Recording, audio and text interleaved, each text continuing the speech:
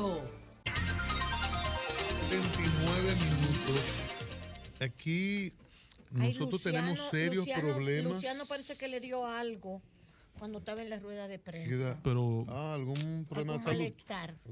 Qué barbaridad. Luciano, un abrazo. Qué barbaridad. Sí, un abrazo al magistrado. Qué barbaridad. Papi Luciano Pichardo. Miren, aquí Leonel, hay para aquí hay eso un ya, serio Leonel. problema con la donación de órganos y muchas dificultades. Se han hecho campañas importantes, pero ha habido problemas con esto. Además, algunos casos mal manejados en los medios de comunicación y a veces explotados por abogados de mala manera para tratar de ganar un caso en justicia, generan muchos problemas en el caso de estas políticas y estos esfuerzos por la donación de órganos, que nadie sabe en qué momento va a tener una urgencia familiar en el sentido de necesitar un órgano, y pocos estamos inscritos en donación de órganos. Sí, es verdad. No, aquí Debe no hay la ser cultura algo de general, no es una cultura, pero los medios han contribuido repito, en el manejo inadecuado de casos. Es verdad. Y han generado... Con el caso de Carla Maciel, por ejemplo, han generado le hicieron una campaña. muchos problemas con entonces, eso. Yo no sé. Lo traigo a colación porque el INCORT, que es el Instituto Nacional de Coordinación de Trasplante, tiene un libro, Medios de Comunicación en Donación y Trasplante, que es escrito por un español y tiene el prólogo del doctor Fernando Morales Villini, que es el coordinador nacional de trasplante. Es una obra importante. Luego le voy a leer los títulos, algunos de los títulos, que dice Trasplante y Medios de Comunicación, Sociedad y Donación de Órganos, cómo llegar a la población en general, para educarnos a la gente que estamos en los medios y que sin quererlo, por ignorancia, hacemos mucho daño. Importancia de los medios de comunicación en la donación y trasplante, la experiencia española, causa de una actitud negativa, conveniencia de la donación, compra, venta de órganos, trato veraz y amable, el marketing en esto, las lecciones aprendidas, algunos programas, ideas básicas para mejorar la donación, etcétera. Yo creo que esto es muy importante, esto que está enviando el doctor Fernando Morales Villini, que es el coordinador nacional de trasplante a los medios de comunicación, para uno orientarse. Yo lo agradezco profundamente. Prometo leerlo pronto, porque esto hay que socializarlo, esto hay que compartirlo. Sí, cierto. Necesitamos manejar de forma adecuada estos casos sobre donación y trasplante, y vamos a hacer un gran servicio al país. Miren, jóvenes, vi una rueda de prensa. Permítame ¿no? saludar a Elizabeth Hola, Mateo. Elizabeth. Buenas noches, Elizabeth. Buenas, Elizabeth. Ay, ¿quién es?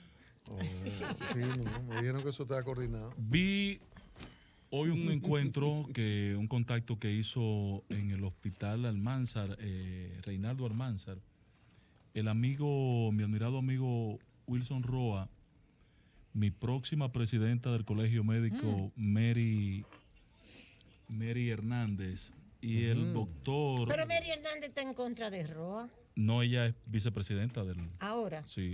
¿Y cuál es la que está en contra No, de Roa? es la que está con... Con Waldo. La que dijo Bueno, que yo le Mary, dije, pero ¿usted conoce a denuncia Mary? una cosa. ¿Usted conoce a pero Mary? que yo La no- nutrióloga. Usted conoce a Mary, que Perdón, ¿y estamos... por qué mencionan a Waldo? Pero Waldo no va, Pero Waldo quiere está Es volver. nutrióloga, esa que ¿Va a usted volver? dice es la Waldo. Él quiere nutrióloga. volver, ya se inscribió. Waldo, el de Sí. Soldevila, el chiquito. Sí. Sí, Waldo Claro Ariel que sí, Suero. el Waldo Ariel Suero, el de Hipólito. El de Hipólito que le hizo la 956 huelga a Hipólito antes de la elección. Hoy, hay una huelga médica ahí en el hospital Reinaldo Almanzar, y Duro, Waldo, estaban duro. ahí presentes hoy apoyando a los médicos, Wilson Roa, la vicepresidenta Mary Hernández, mi candidata a la presidencia, y el doctor Santos Ramírez, la persona que yo he aprendido a respetar, al doctor Santos Ramírez. Y entonces ellos dan un detalle que contradice significativamente al ministro de Salud Pública.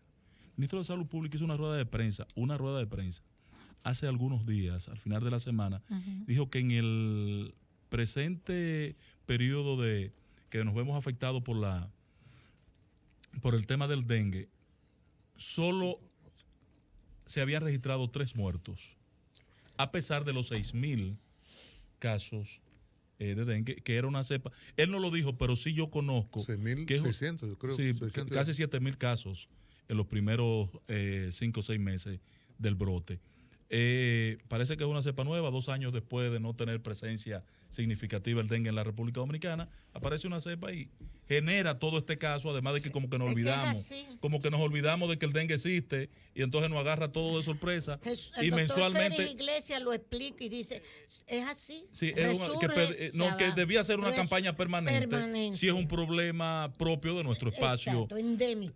Territorial. Entonces, el doctor Roa insiste junto a estos 2 prominentes, la doctora Hernández y el doctor Ramírez, que son 14 los muertos, no 3, como dice el ministro de Salud Pública. Y entonces aquí se delata que hay un subregistro.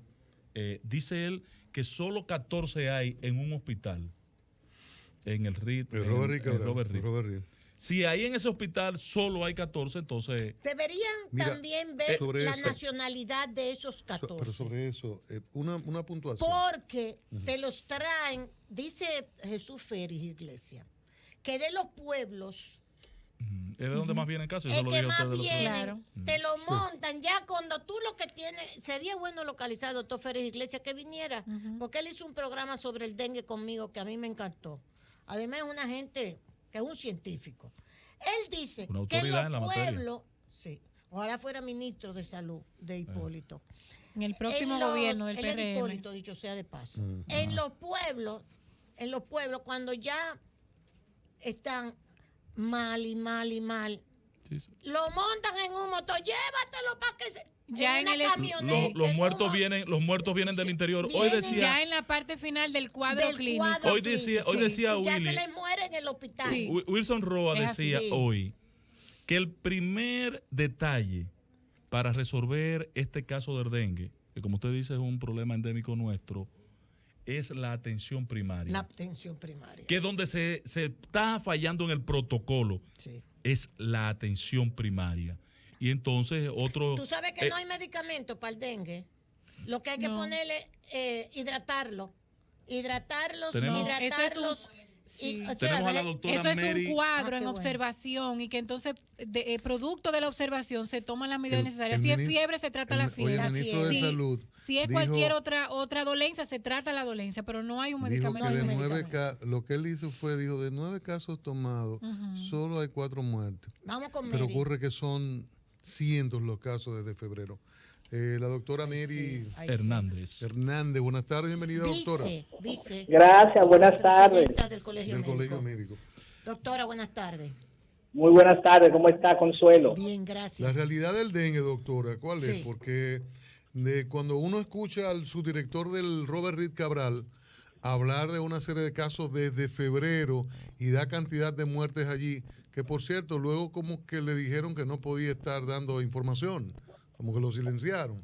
Pero ¿cuál es la realidad? Incluso en esa rueda, el ministro de Salud establecía responsabilidad de los médicos, hablaba de que en muchos casos eran por los médicos. Por atención médica, falta en la atención médica. O sea, que ustedes como profesionales han fallado. Han fallado, correcto. Bueno, mira, se está volviendo repetitivos. Mostrar al médico como el ente responsable de los males que tiene el sistema.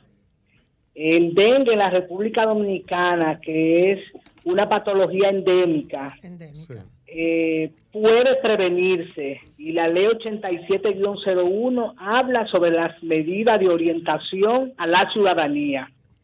Y tiene que ver mucho desde la recogida de la basura, la forma como van a guardar de las aguas. Exacto. El que no llegan agua al país y la gente tiene que estar almacenando agua para poder tener el agua. Son elementos clave para la prevención del dengue en la República Dominicana. Sin embargo, las políticas del gobierno en aspecto de salud son reactivas. Responden cuando está el mal, después que mueren una gran cantidad de niños y que un hospital de tercer nivel, a donde de referencia nacional, es a donde llegan los casos y es donde el foco de alarma. O sea que nosotros como Colegio Médico Dominicano estamos estableciendo responsabilidades al Ministerio de Salud Pública, quien es la garante y la responsable de mantener a la ciudadanía su garantía a la salud, y que las respuestas que da son débiles cuando enfoca a los médicos en el ente de responsabilidades. Tenemos responsabilidades frente al pueblo dominicano, pero la tenemos desde el punto de vista de nuestras acciones como médicos, pero no de las estructuras que tiene que tener la salud, que no la posee, no puede ser a los médicos, porque entonces ahí estamos viendo funcionarios con débil rol hacia enfrentar los grandes males del pueblo dominicano. Doctora, y ya cuando una persona tiene un posible cuadro de dengue, cuando ustedes reciben esa persona, ¿qué es lo primero que deben hacer los médicos? ¿Cómo se trata esta enfermedad para que la población sepa? ¿Y cuáles son los síntomas que pudiera estar padeciendo una persona de dengue?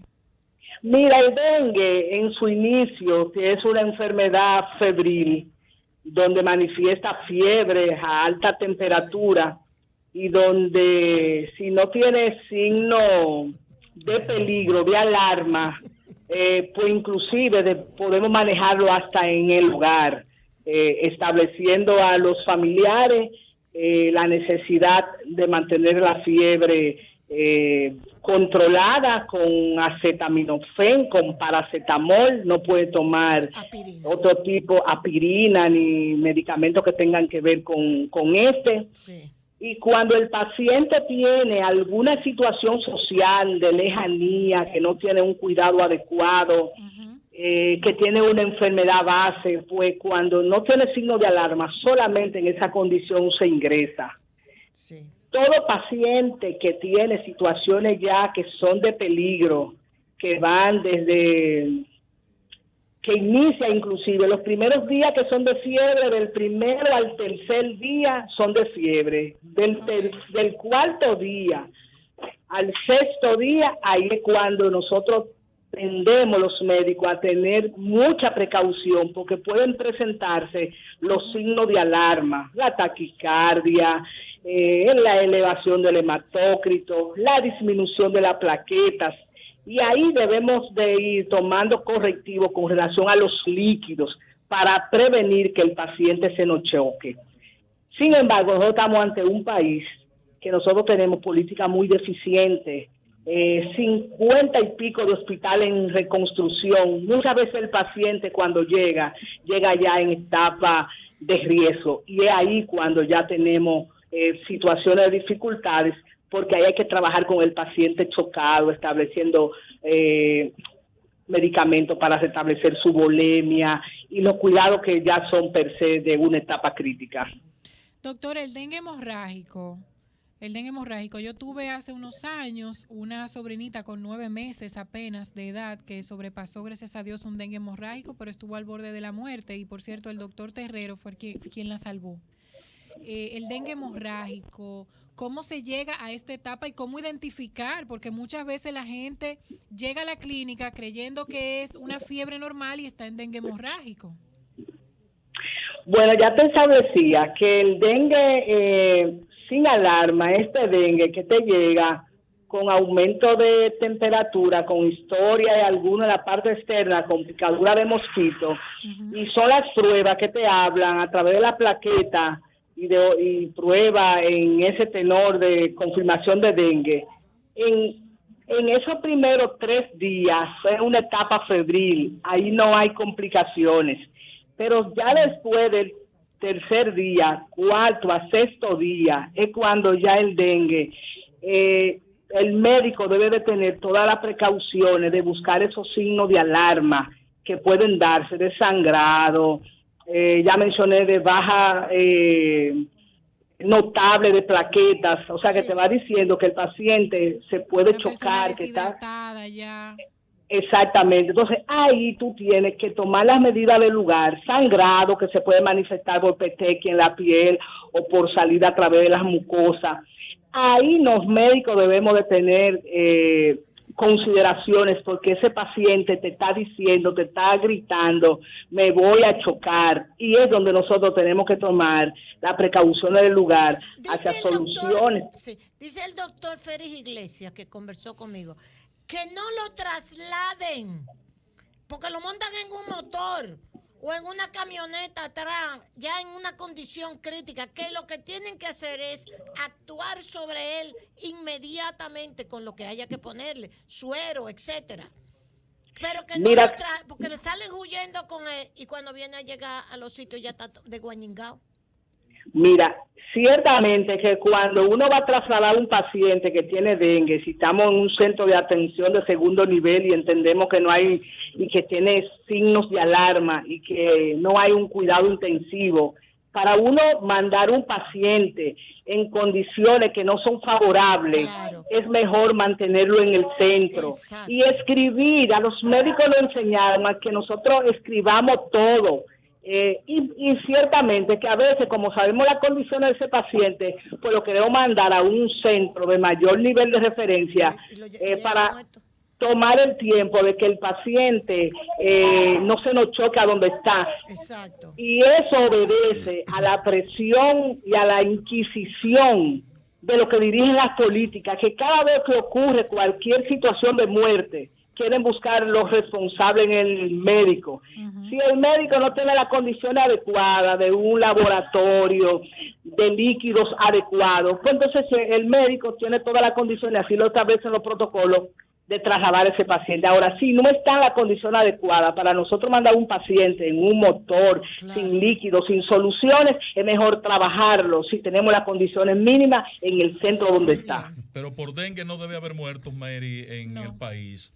O por lo menos un mínimo, muy zona rural, con distancia a un centro médico. Pero yo estoy de acuerdo con el doctor Roa en el tema de la atención primaria. Ese es el stop, el punto en el que nosotros podemos salvar vidas. Lo demás, ya cuando llegan, como dice Consuelo, vienen de un tránsito de rebote en rebote por ahí, de municipio a provincia, de provincia a Santiago, de Santiago para la capital. Eso no puede ser.